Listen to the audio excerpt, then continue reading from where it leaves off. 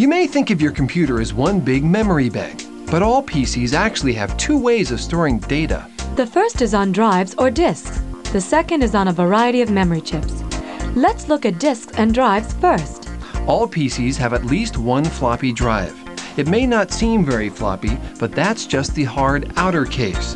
Inside where the data is stored, the disk is made of flexible plastic coated with magnetic film. Another drive that just about everybody has is the hard drive. It's the real storage workhorse of your PC. The disks in this drive are made of a hard metal or glass. Because it spins faster than floppies, the hard drive can write and retrieve data faster. Multimedia PCs have a third type of drive, the CD-ROM.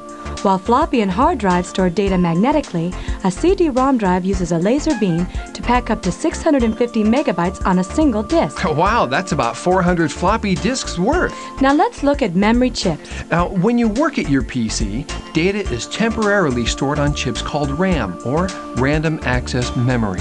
They're stored here because chips are much faster than disk drives.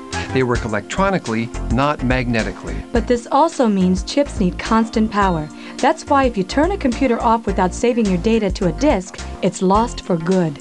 Or for bad, depending on how you look at it. The RAM chips shown here are called single inline memory modules, or SIMs. In other words, several chips are mounted on a small strip of circuit board to make it easier to install or change memory. Your PC has two other types of memory chips. The instructions that tell your PC how to handle data are called the Basic Input-Output System, or BIOS. BIOS is held in a set of read-only memory chips. That's ROM. It's called that because the code has been permanently etched in the chip's circuitry.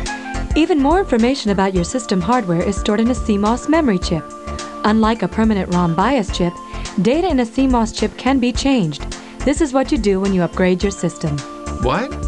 You edit the data in your CMOS chip, among other things. So in sum, your computer isn't one big memory bank. Well, it's a bunch of different little memory banks.